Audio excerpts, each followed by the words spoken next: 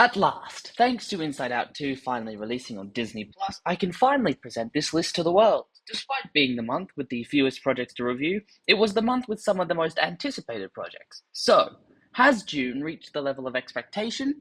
Or did everything fall flat thanks to Inside Out 2? Let's find out, shall we?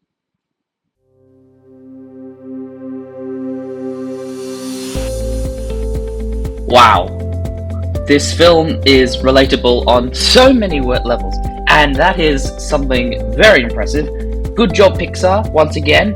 And seriously, once again, Pixar have done some incredible stuff with animation and with the story of the emotions, with the added benefit of puberty and teenage angst, all brought together to discuss the impacts of growing up on our psyche. Any teenager will tell you, maybe most teenagers will tell you, I don't know, I'm only speaking for myself really. That embarrassment, envy, ennui, and of course anxiety run our brains 24/7. These were the most relatable scenes of the movie, my god. But there was something missing, and I feel they gave a simplistic look at these emotions, and everyone will tell you that there was no one way to experience these emotions, or that someone goes through this time in our lives, and I feel a look into these other ways would have been really good to double down on these themes and have really helped expand the story beyond just what it was initially. But other than that, Pixar has done some amazing work here. I'm glad they're back in form, and I really loved this movie. Incredibly relatable, and something I think that looking back upon will be a great message to have for future generations to understand the experience and to help them through it. It's a therapy movie basically, so good job, Pixar.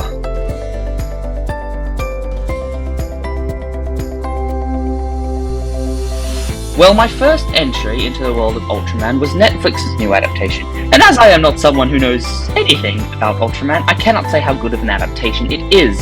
But this is a very unique entry into the kaiju fighting genre, and a gorgeously animated one. With amazing colours and movement, amazing rain and water, and consistently unique kaiju designs, but this film is not primarily a kaiju film. It is a family film, with multiple different stories relating to family. Ken and his dad, Ken and Emmy, and even Ken and the robot, which I'm still amazed they managed to make me cry for.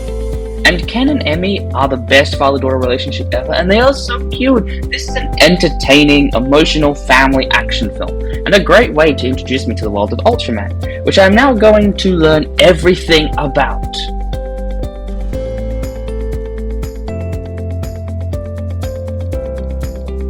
This could be the second controversial opinion, but I do not really care. I'm going to start by saying that The Acolyte had a good thing going for it. The fighting was prequels levels of insane, with some unique uses of wuxia like force hand-to-hand combat that we haven't really seen in Star Wars before.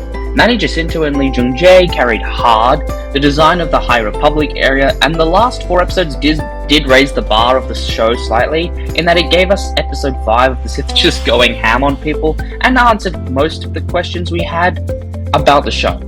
Granted, it was a little lackluster. The writing, however, was lacking quite a bit more, and some dialogue felt very flat and awkward. This also felt like 2 stories mushed together, so neither was fully resolved, or even resolved very well, and some characters were just not written very well, or given anything particularly good. The Acolyte may not be the best thing that Disney Lucasfilm has done, but not the horror show the fandom made it seem. If anything, The Acolyte helped me see how toxic the Star Wars fandom is, and for that I'm giving it a pass, because anything that reveals the hatred of people deserves a win, and I also just think that people went way too crazy over this. Yes, it is not the best thing they've made. But please people, calm down for 5 minutes.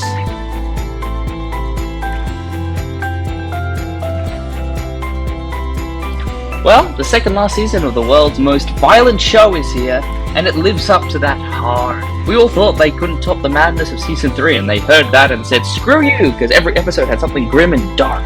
Before we go on, episode 6 was the worst episode yet, and I do think they went too far on some occasions.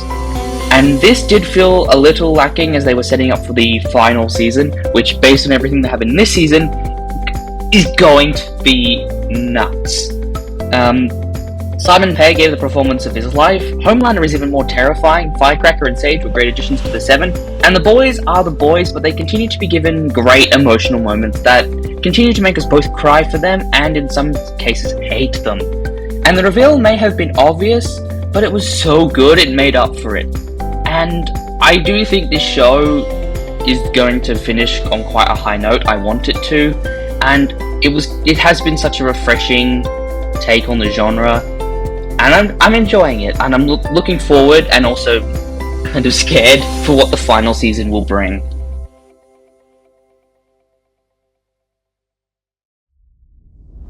Well, it started strong but did end kind of abruptly.